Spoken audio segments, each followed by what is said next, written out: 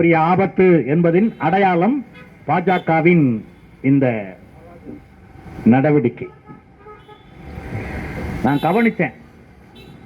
உலக fascist communist ஒழிக என்று ஒருத்தன் பேசினான், முழக்கமிட்டான். உலக பாசிஸ்ட் கம்யூனிஸ்ட் ஒழிக.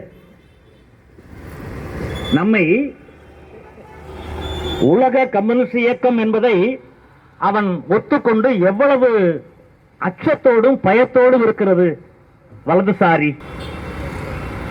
இந்தியாவில் இரண்டு அமைப்புக்குத்தான் கடைசி யுத்தம், வலதுசாரிக்கும் இடதுசாரிக்கும். இதற்கிடையில் 1000 கட்சிகள் தோன்றும் மறையும். ஆதரவு எதிர்ப்பு என்பதெல்லாம் பல வண்ண கொடிகள் உயர்த்தி பிஜேபி ஆதரவு அல்லது பிஜேபி எதிர்ப்பு என்று பேசுவார்கள்.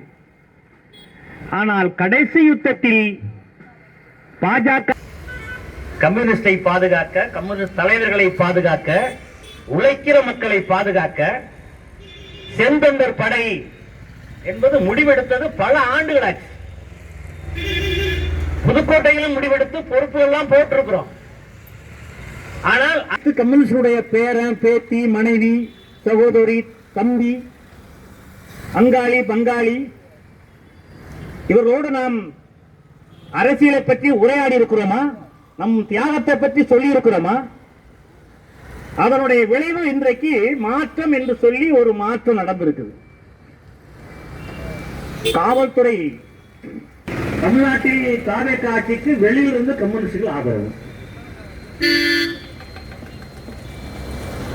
நடைபெறுகிறது தாவேக ஆட்சியா பாஜக ஆட்சியா என்கிற கேள்வியை இப்போது நிறுத்திட்டு போயிருக்கான பிஜேபி. காவல்துறையும் கைகட்டி நிற்கிறதா? தாவேக ஆட்சியா பாஜக ஆட்சியா என்கிற வினாவை இந்த சம்பவம் நமக்கு சொல்லியிருக்கு. தோழர் சிவானந்த கடைசியா முத்தாய்ப்பா சொன்னார், இந்தியாவில் அரசியல் சாசனத்தில் நிறுவப்பட்ட நிறுவனங்கள் அங்கி அணிந்து சட்டப்பூர்வ தீர்ப்பு சொல்ல வந்துட்டான்.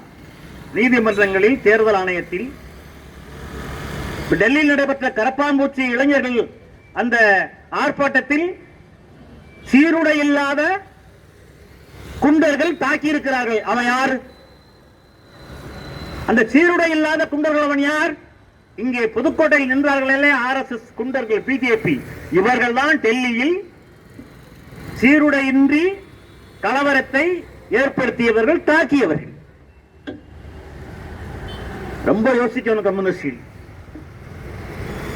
இப்ப 2-3 தினங்களுக்கு முன்னாடி அமித்ஷா பாண்டிச்சேரி வந்தாரு. ஒரு சுதந்திர தின நிகழ்ச்சிக்கு வந்தார். அந்த சுதந்திர தின நிகழ்ச்சியில மேடையில அமித்ஷா, அந்த பாண்டிச்சேரியுடைய உள்துறை அமைச்சர் நமச்சிவாயம் சுதந்திர தின கொடியை அமித்ஷாவிடம் கொண்டு வந்து கொடுப்பதற்கு பதிலாக காவி கொடியை கொண்டு வந்து நீட்டுறாரு பாண்டிச்சேரி உள்துறை அமைச்சர் நமச்சிவாயம். அது அமித்ஷா உடனே திடுக்கிட்டு பத்திரிகை வீடியோக்கெல்லாம் எடுக்கிறாங்க. உடனே நமச்சிவாயத்தை திட்டிவிட்டு தேசிய கொடியை கொண்டு வா